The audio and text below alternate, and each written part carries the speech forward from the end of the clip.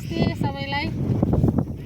म चाहिँ अब त्यहाँ हाम्रो टरेल सफा गर्न लाग्छौँ, त्यो देखाउन लाग्छु तपाईँलाई।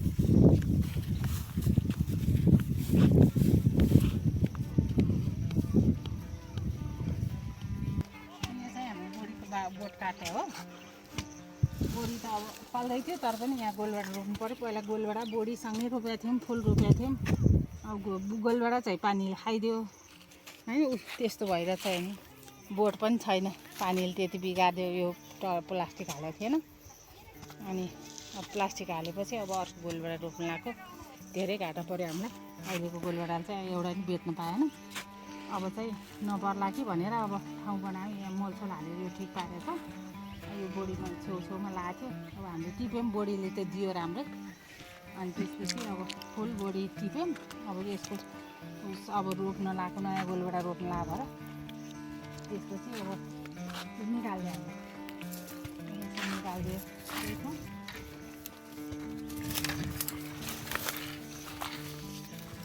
यसमा चाहिँ मल चाहिँ हाल्छ क्या, थोरै त्यति गरेर यो ठाउँमा लगाएर अनि निकालेर अनि गोलभेडा रोप्ने अब।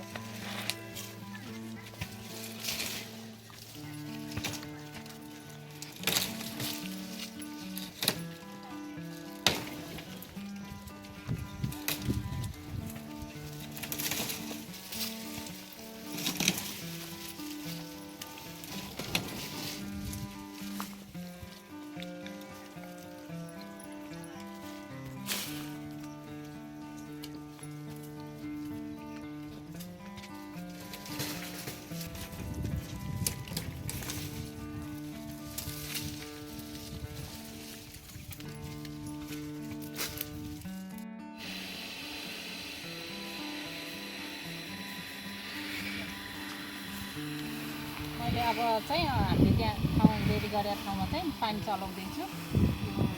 खोलेर मोटर चलाएँ। यो मोटर सिँचाइको मोटर चलाएँ। अब यसबाट चाहिँ यो चाहिँ हाम्रो सिँचाइ खोका जडान गरेको ठाउँ हो, त्यहाँबाट चाहिँ हामी पानी चलाउँदैछौँ।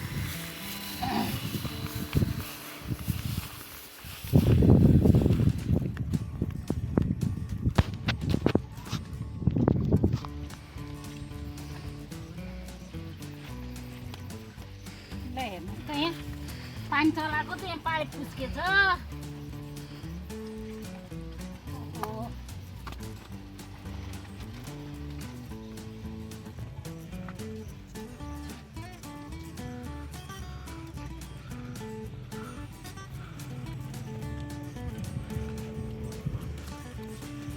घामले तातेर होला पाइप फुस्केछ भने।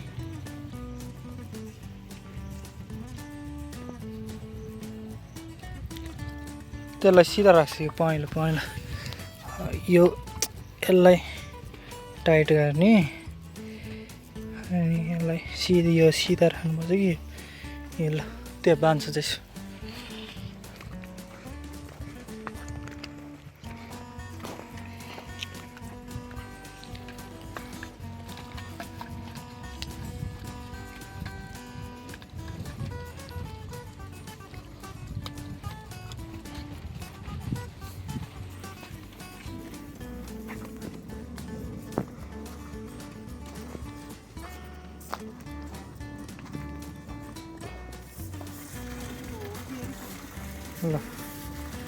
ल फेरि गयो पानी गयो। बन्द गर्दैन मोटर।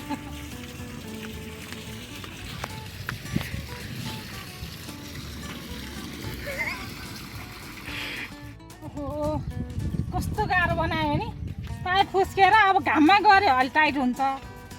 अनि चिसोमा यहाँ तल गरेको थिएँ हिजो अस्ति, अलि बेलुकाखेरि त्यो पाइप मिलाएको लुज भइदियो, लुज भइछ। यहाँ अलिक घाममा टाइट गरेर गरौँ भने यहाँ फुस्के गर्छ। त्यसले दिक्कै बनायो भने के गर्नु। यस पानी हाल्न पनि गाह्रो छ, थोपा सिँचाइ गरेँ त्यसले पनि गाह्रै छ, जे गर्न पनि गाह्रो छ काम गर्नलाई है। अब यहाँ गोलभेडा रोप्नु पऱ्यो भने ठिक्क बनाएको। अब हामीले यहाँ मलसल हालेर चाहिँ रेडी बनाइसकेका छौँ। अब आज रोप्छौँ। ल आउनु अब म गोलबेडा बिउ देखाइदिनु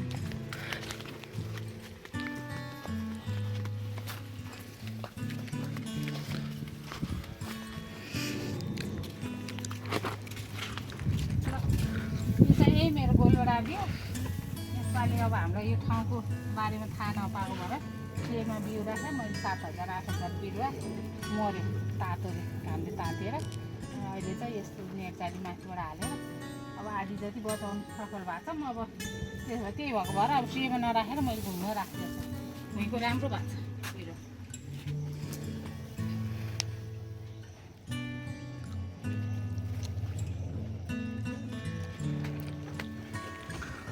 यो चाहिँ करेला बिरुवा हो त्यो करेलाको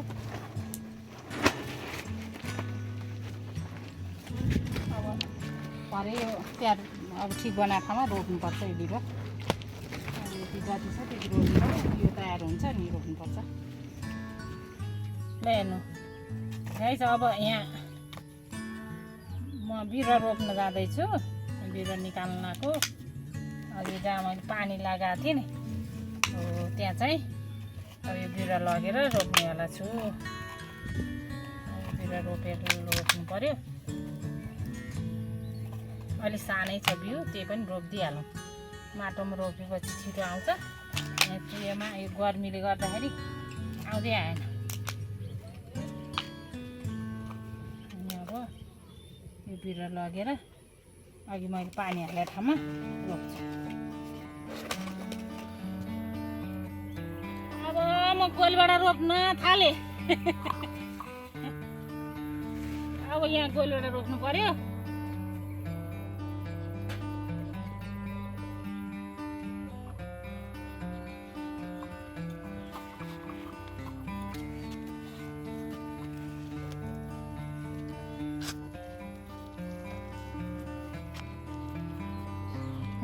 कति सानो छ है बिउ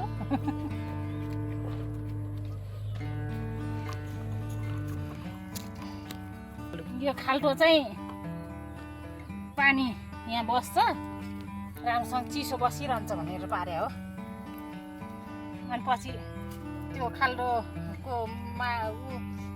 खाल्टो भइरहन्छ अनि त्यो अलिक ठुलो गोलबेडा भएपछि त्यो खाल्टोलाई पुर्दिने अनि जरा बलियो हुन्छ